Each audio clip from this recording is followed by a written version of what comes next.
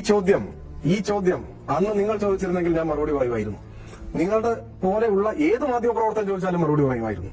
എനിക്കെതിരായി ഓരോ ഘട്ടത്തിലും ഉയർത്തിക്കൊണ്ടുവന്ന വിവാദങ്ങൾ ഒരു ഘട്ടത്തിൽ പോലും കേരളത്തിലെ ഒരു മാധ്യമപ്രവർത്തകനും എന്താണ് എന്ന് എന്നോട് ചോദിച്ചിട്ടില്ല. എന്നോട് ചോദിക്കാതെ എനിക്കെതിരായിട്ട് ഏകപക്ഷീയവും നിരന്തരവുമായ ആക്രമണം സംഘടിപ്പിക്കുകയാണ്. എനിക്കെതിരായി വന്നിട്ടുള്ള ഒരു പ്രചരണം VS-നെ വെട്ടിക്കൊന്ന് പട്ടിക്ക് ഇട്ടുകൊടുക്കണം എന്ന് ഞാൻ പറഞ്ഞു വന്നതാണ്. അങ്ങനെ പറഞ്ഞ മാധ്യമത്തിന്റെ പേരിൽ ഞാൻ എറണാകുളം കോടതിയിൽ ഇപ്പോഴും കേസ് നടത്തിക്കൊണ്ടിരിക്കുകയാണ്. ആ കേസ് നടത്തും, അവസാനം വരെ പോകും.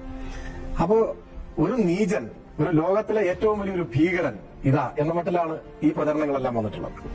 കമ്മ്യൂണിസ്റ്റ് പാർട്ടിയെ കുറിച്ച് പ്രാഥമികമായി അറിയുന്നവർക്കെങ്കിലും അറിയാം, അതിന്റെ ഒരു സമ്മേളനത്തിലോ ഒരു കമ്മിറ്റിയിലോ ഇത്തരത്തിലൊരു പദപ്രയോഗവും ചിന്തിക്കാൻ പോലും ആവാത്തതാണ്. അങ്ങനെ ഉണ്ടാവില്ല എന്ന കാര്യം അറിയുന്നവർക്കെല്ലാം അറിയാം. സഖാവ് VS ഇവിടെ ആലുവയിൽ വന്ന് വാർത്താ സമ്മേളനം നടത്തിയപ്പോൾ ഒരു മാധ്യമപ്രവർത്തകൻ ഇത് ചോദിച്ചു. അതിന് VS പറഞ്ഞ മറുപടി, അതെല്ലാം എതിരാളികളുടെ നെറികെട്ട ദുഷ്പ്രചരണമാണ്. ഇതായിരുന്നു VS-ന്റെ വാക്കുകൾ. അനിശ്ചിതകാല നിരാഹാര സമരം തിരുവനന്തപുരത്ത് നടക്കുമ്പോൾ എന്റെ കഴുത്തിൽ രക്തഹാരം ഇട്ട് എന്നെ സമരപ്പന്തലിൽ ഇരുത്തിയത് VS ആയിരുന്നു. ഞാൻ കാസർകോട്ട് നിന്ന് ക്യാപ്റ്റനായിട്ട് ആരംഭിച്ച സെക്കുലർ മാർച്ച് ഉദ്ഘാടനം ചെയ്യാൻ തിരുവനന്തപുരത്ത് നിന്ന് കാസർകോട് വരെ യാത്ര ചെയ്തു വന്ന് എന്റെ കയ്യിൽ സുബ്രഹ്മണ്യ